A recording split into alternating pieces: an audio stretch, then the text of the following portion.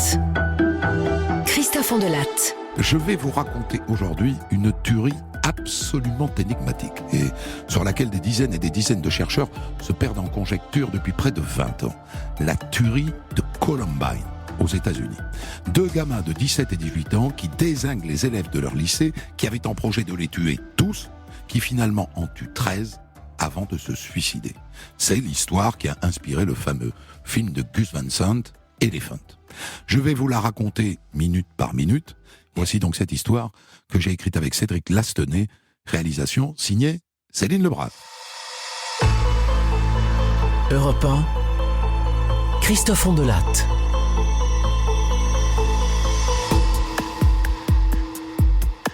Nous sommes le 20 avril 1999. Il est près de 11h du matin. Je vous plante le décor, on est dans le Colorado, aux États-Unis, près de Littleton. Décor de série américaine, des lotissements à perte de vue, des jolies maisons en bois, des petits jardins, des barbecues, pas de clôture bien sûr, des grosses voitures garées devant. L'Amérique, quoi. L'Amérique. Et maintenant, suivez-moi. Je vous amène là où ça va se passer, devant le lycée de Columbine. Un grand lycée moderne, genre grand cube en verre. Venez, et mettez-vous dans un coin du parking, pas trop près, hein, un peu en retrait. Vous voyez là, le gars qui arrive dans sa Honda Civic et qui se gare. Il s'appelle Eric Harris. Il a 18 ans, il se gare mais il ne descend pas de voiture. Et là, la BMW noire qui passe le portail là, ça c'est Dylan Klebold, 17 ans. Il va se garer à l'autre bout du parking. Et maintenant, regardez cet élève-là qui fume sa cigarette dehors. Tiens, il s'avance vers la voiture d'Eric Harris. Ils sont copains tous les deux. Enfin, ils sont à nouveau copains. Ils s'étaient embrouillés l'année dernière, mais bon, ils ont fait la paix. Eric, ça va mon gars? T'es pas en cours ce matin? Non, t'inquiète, rien de grave. Y a un problème? Mais non, je te dis. Allez Brooks, je t'aime bien, mais... Allez, pars. Rentre chez toi, vas-y.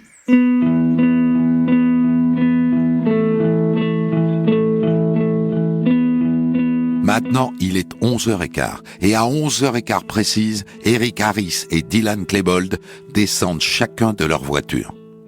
À la jumelle, vous verriez qu'Eric porte un t-shirt blanc, sur lequel il est écrit « Natural Selection », sélection naturelle. Et Dylan, lui, un t-shirt noir, avec écrit « Worse », colère. C'est leur programme, en quelque sorte, pour les minutes à venir. Ils sont en colère et ils vont procéder à une sélection naturelle. En tout cas, c'est leur manière de voir les choses.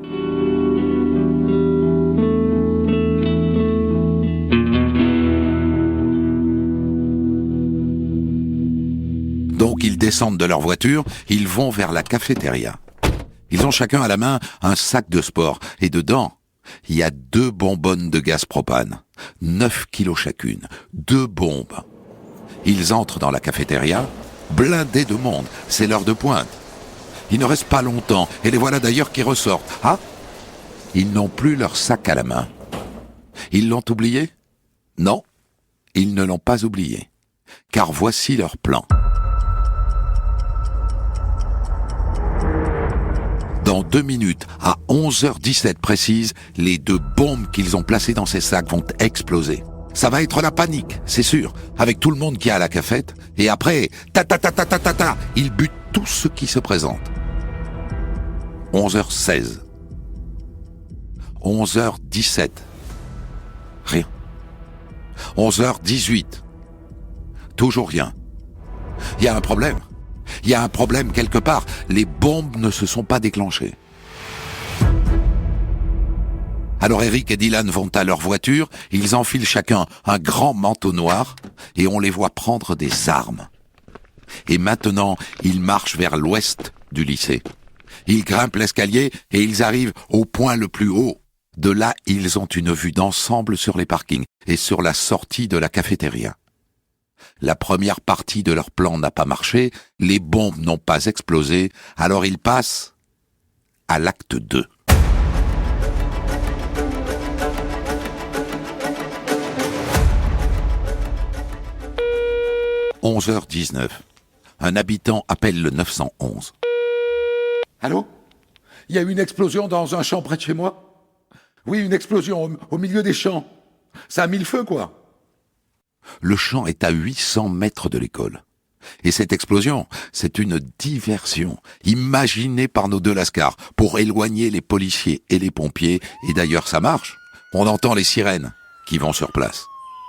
Au même moment, Eric Harris crie « Go! Go !» Sous leur manteau, ils ont des 9 mm semi-automatiques et des fusils à pompe. 2 élèves sont en train de déjeuner dans l'herbe.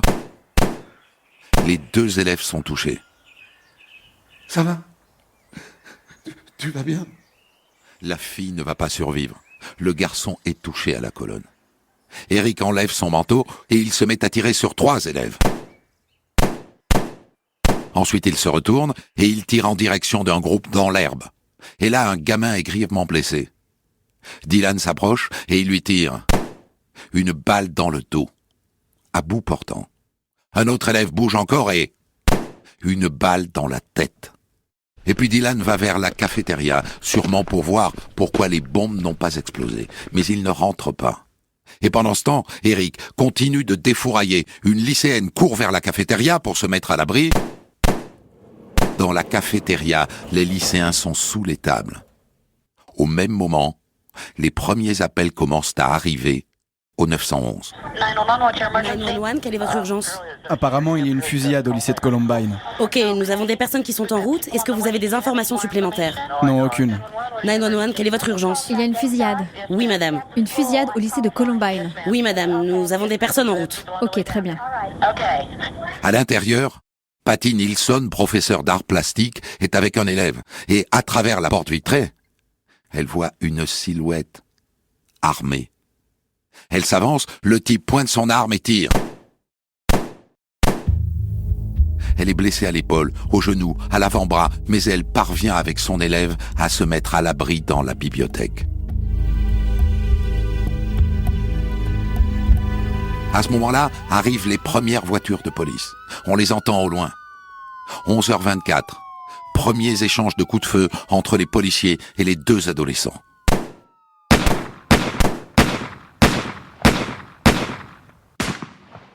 Ensuite, l'un des policiers est à court de munitions. Eric et Dylan en profitent pour avancer dans les couloirs. Ils tirent sur tout ce qui bouge. À la cafétéria, c'est la panique. Les gamins sortent de leur cachette et se mettent à courir en se marchant dessus. C'est le chaos. Dans la bibliothèque, Patty, la prof d'art plastique, est cachée sous la table. Elle appelle le 911. Je suis professeur au lycée de Columbine. Il y a un étudiant armé, c'est la panique. Je suis dans la bibliothèque. Baissez-vous les enfants, mettez-vous sous les tables les enfants. Je ne sais pas qui est cet étudiant. Lorsque je l'ai vu, il était dehors. Oh mon Dieu, il a tourné son arme droit sur nous. Il a tiré et la vitre a éclaté. Oh mon Dieu, mon Dieu. Ils sont 56 dans la bibliothèque, cachés comme ils peuvent, tétanisés. 56 qui entendent les tirs qui se rapprochent. À 11h29, Eric et Dylan entrent dans la bibliothèque. Debout! Et Eric se met à tirer devant lui. Un élève est blessé par des éclats de bois. Ensuite, ils se dirigent tous les deux vers la fenêtre. Et ils posent leur sac à dos. Et au passage, ils dézinguent un élève planqué près des ordinateurs.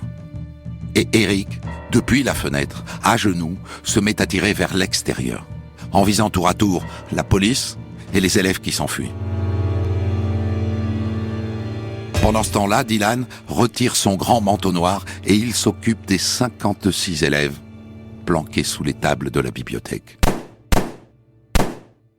Et là, Eric se joint à lui et c'est un carnage. À un moment donné, allez savoir pourquoi, Eric demande à une gamine.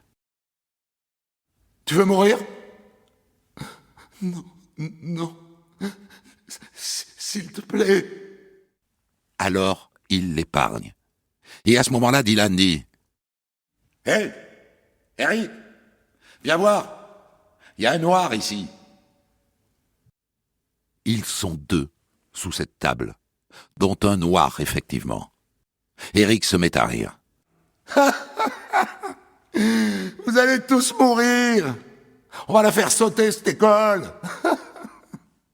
Et là, Dylan attrape Isaiah Showers, le jeune noir. Il veut le faire sortir de sous la table. Eric arrive, pas la peine. Il tire. Le gamin est mort. Parfois, Eric et Dylan tuent sans sommation. Parfois, ils parlent avec les élèves, qui tentent de sauver leur peau. Qu'est-ce que vous faites? On est juste en train de tuer des gens.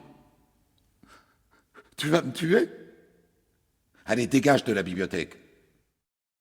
Celui-là vivra. Pourquoi lui? On ne sait pas. Le savent-ils eux-mêmes? D'autres n'ont pas la même chance.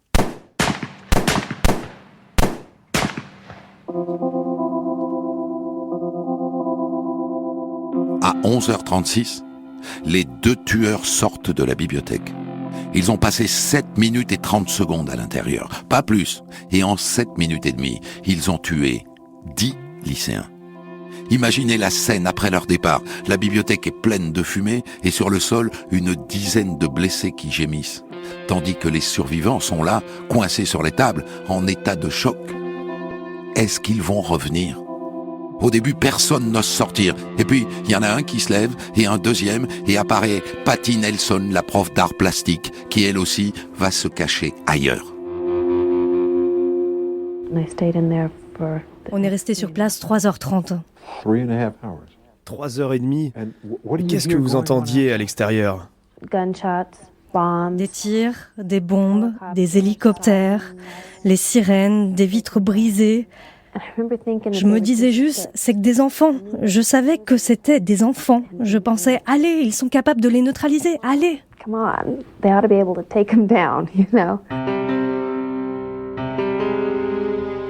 Eric et Dylan, les deux tueurs, prennent alors le chemin de la cafétéria. Ils passent devant les salles de sciences, dont les portes sont vitrées. Ils voient des lycéens à l'intérieur. Ils voient leurs yeux angoissés, paniqués. Et les élèves les voient, bien sûr, mais ils n'entrent pas. À la roulette russe de cette matinée infernale, ceux-là ont sauvé leur peau. Ils ne sauront jamais pourquoi. Et puis les deux pénètrent dans la cafétéria. Il est 11h44. Et là, la première chose que fait Eric, c'est de tirer dans les sacs de sport qu'ils ont déposés il y a une demi-heure. Les sacs qui contiennent les bonbonnes de gaz.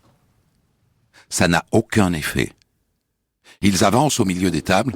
Les gamins autour, ceux qui sont restés, ceux qui ne se sont pas enfuis, sont comme sidérés, figés, des statues de pierre. Et là, ils sortent de leur sac des petits tuyaux en métal qu'ils ont fourrés de produits explosifs. Des pipe bombes, des bombes artisanales. Ils en lancent une qui déclenche un feu dans un coin de la pièce. À un moment donné, ils s'arrêtent près d'une table, tous les deux. Les élèves sont tétanisés. Mais non, ils prennent tranquillement chacun une bouteille d'eau et ils boivent. Et juste après, un lycéen planqué sous une table les entend dire « Aujourd'hui, le monde va vers sa fin. Aujourd'hui, c'est le jour où nous allons mourir. »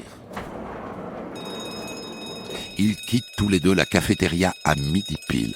Et ils remontent vers les étages, vers la bibliothèque. C'est leur baroud d'honneur. Dernière rafale par la fenêtre en direction des policiers, et puis, lentement, Dylan place son arme sur sa tempe, et il se tire une balle dans la tête. Eric prend son fusil à pompe, il le met dans sa bouche, et il se suicide à son tour. Leur épopée sanglante aura duré moins d'1 heure. C'est à ce moment-là que débarquent les chaînes de télévision avec leurs grands camions satellites et qu'elles entament leur breaking news, leur direct, sans savoir bien sûr que les deux tueurs sont morts. This is breaking news coverage from MSNBC of a school shooting in Littleton, Colorado. Here's what we know. At least 8 students shot so far, according to authorities. That's what they know about. There are 2 gunmen who they believe are still inside who are responsible for the shooting. À 13h, le SWAT, l'unité d'élite de la police, entre dans le lycée, armes au poing. Les policiers avancent dans le bâtiment et ils découvrent des élèves terrorisés et aussi des blessés et des cadavres. Ils ne savent pas que les tueurs se sont suicidés. Alors ils avancent et au fur et à mesure, ils donnent l'ordre aux élèves derrière eux de sortir. Vous sortez, l'un derrière l'autre, en file indienne, ok? Et vous mettez vos mains sur la tête. À l'extérieur, les secours commencent à soigner des blessés. À 14h30, le président Bill Clinton parle à la télévision. La situation est encore floue, il n'a pas beaucoup d'informations.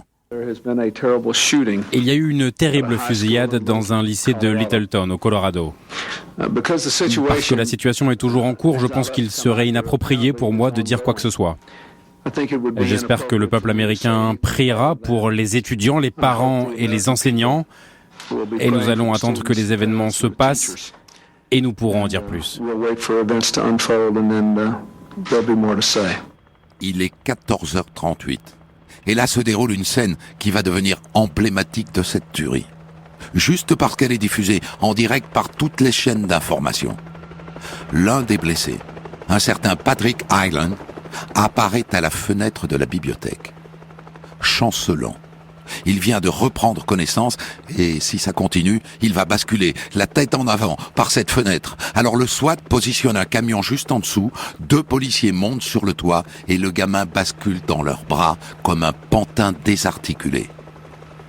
Patrick est sauvé.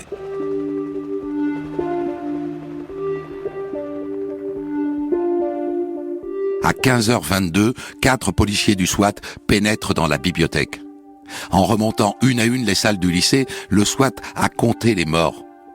Pour l'instant, 10 cadavres. Mais ces deux-là qui sont sur le sol de la bibliothèque, la tête explosée, est-ce que ce sont des victimes? Les policiers se penchent. Les 2 cadavres correspondent à la description des 2 tueurs. À 16h30, l'école est déclarée sûre. La fusillade est officiellement terminée. Elle aura fait 13 morts et plus d'une vingtaine de blessés. Dehors, les survivants racontent aux chaînes de télévision. J'étais dans la bibliothèque, je l'ai vu à travers la fenêtre abattre une fille dehors et jeter des bombes dans la cafétéria. Puis, il est entré dans la bibliothèque et a tiré sur tout le monde. Il a posé son canon sur ma tête et m'a demandé si je voulais mourir. Il m'a dit qu'il tuerait les noirs, les sportifs et tous ceux qui portent une casquette. Je me suis mise à pleurer, à crier, je l'ai imploré. Alors il a tiré sur une fille qui était en face de moi, puis il a tué un garçon parce qu'il était noir.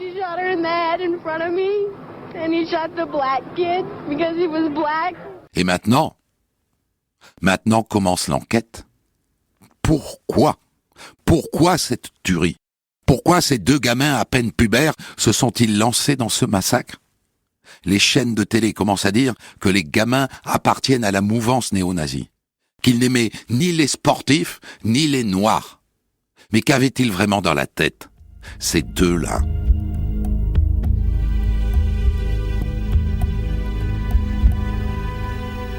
Dylan Klebold était un adolescent sans histoire.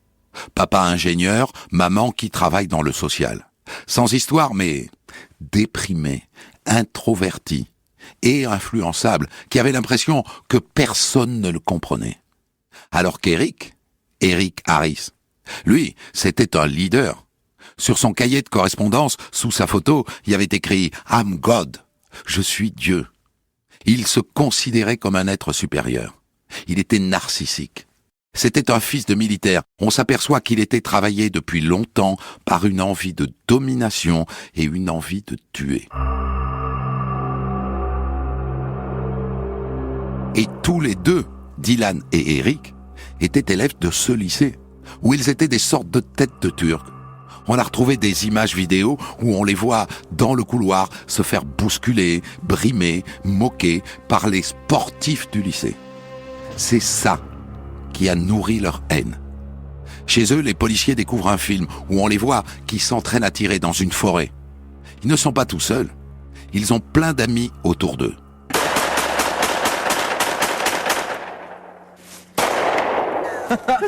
C'est une putain de balle, ça. Imagine ce que ça ferait dans le crâne de quelqu'un. Je me suis fait mal au poignet, bordel.